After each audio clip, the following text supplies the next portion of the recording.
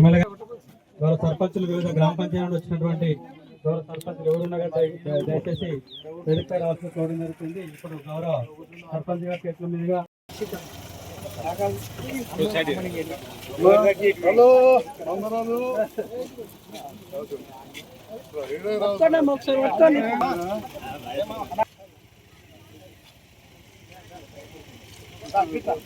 ఇక్కడ ఒకసారి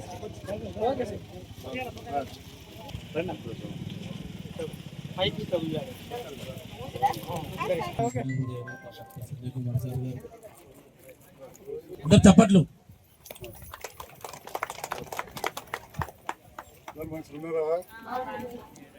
జాగా బ్రహ్మాండంగా ఉంది కదా ఎదుగుంటాం జాగా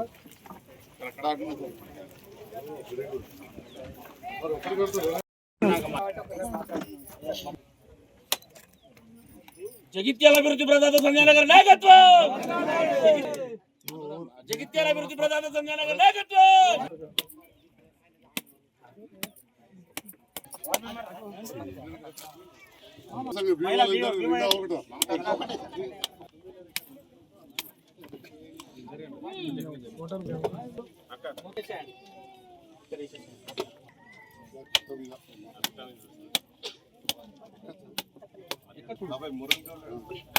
ఇప్పుడు నావాళ్ళ కాడికి ఎక్కడ సార్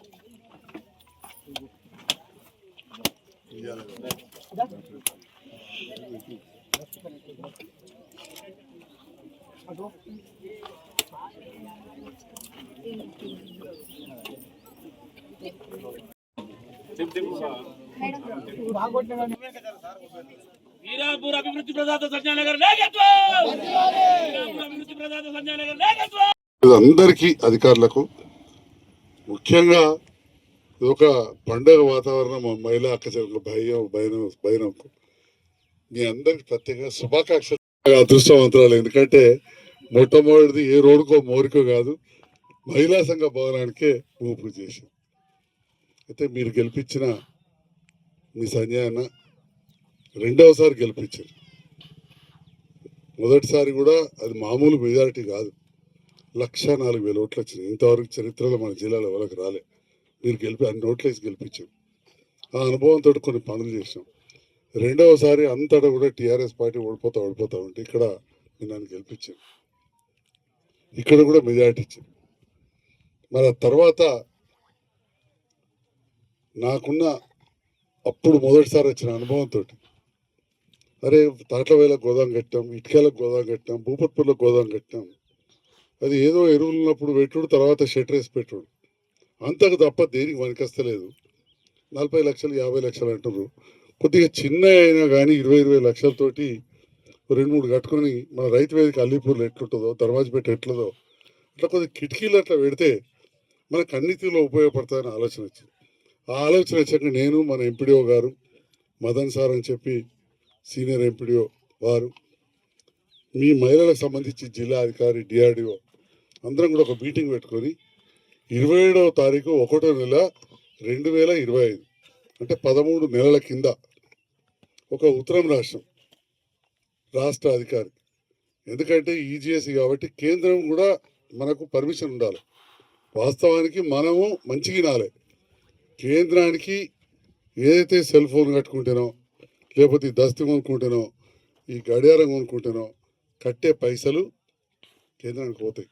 ఇంకా నాటోళ్ళము, డాక్టర్లము, ఈ కాంట్రాక్ట్ చేసేటోళ్ళు, ఉద్యోగస్తులు కూడా, మేమే కాదు, సార్ వాళ్ళు ₹1,00,000 జీతం, అందులో 20-25 వేలు ఢిల్లీకి పోతాయి. ఇంకా అభివృద్ధి కావాలంటే అధికార పార్టీతో అండగా ఉండాలి. మరి అవసరమైనా కూడా చెప్పాలంటే ఎన్నికటికెళ్ళి తెలుగుదేశం ఉంటుండే. నడిలో నాకు సాయం చేసాడు అప్పుడు ఆ ప్రభుత్వం ఉన్నప్పుడు, టీఆర్ఎస్ ఉన్నప్పుడు. ఇవాళ కాంగ్రెస్ ప్రభుత్వం ఉన్నది. నేనంటే ప్రేమ ఇంతకుముందు చెప్పినా కదా, మొదటికెళ్ళి కలిసి ఉన్నామని. మరి ఈ రకంగా మెలిసి ఒకరికొకరి కులాలకు అతీతంగా, మతాలకు అతీతంగా మనం అభివృద్ధి చేసుకుందాం. మీరు నాకు అండగా ఉండండి, నేను ప్రభుత్వానికి అండగా ఉంటా. అందరం కలిసి మన ప్రాంతాన్ని, జగిత్యాల నియోజకవర్గాన్ని ఆదర్శవంతంగా చేసుకున్నాం. కొన్ని సమస్యలున్నాయి.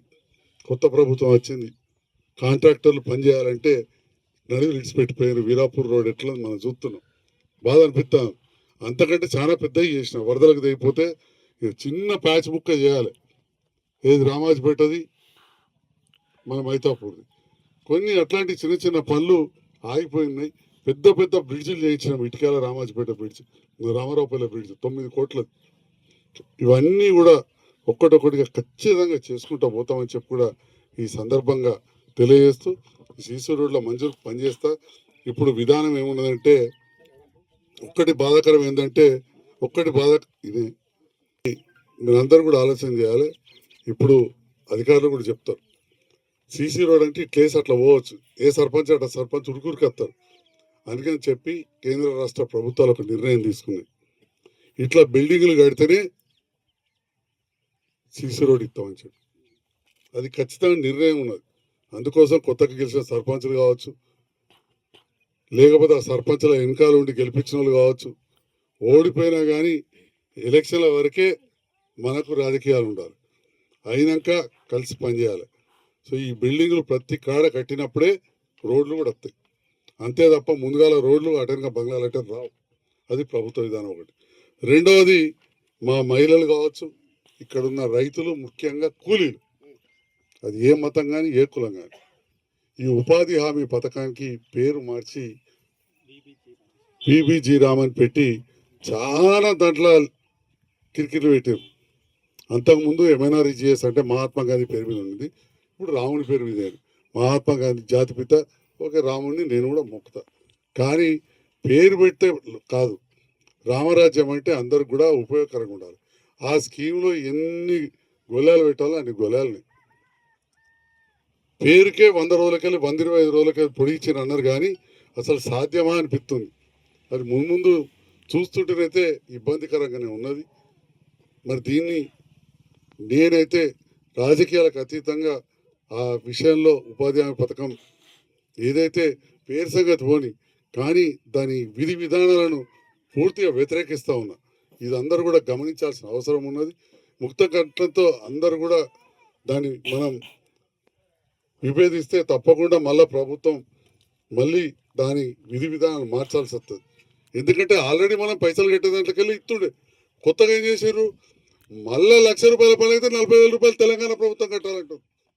మరి తెలంగాణ ప్రభుత్వం పింఛన్లు మహిళలకు ఎట్లా పెంచాలి, ముసలిళ్ళకి ఎట్లా ఇవ్వాలి ఎక్కువ, మళ్ళీ దానికి కట్టాలంటారు. ఇది కొత్త రూల్.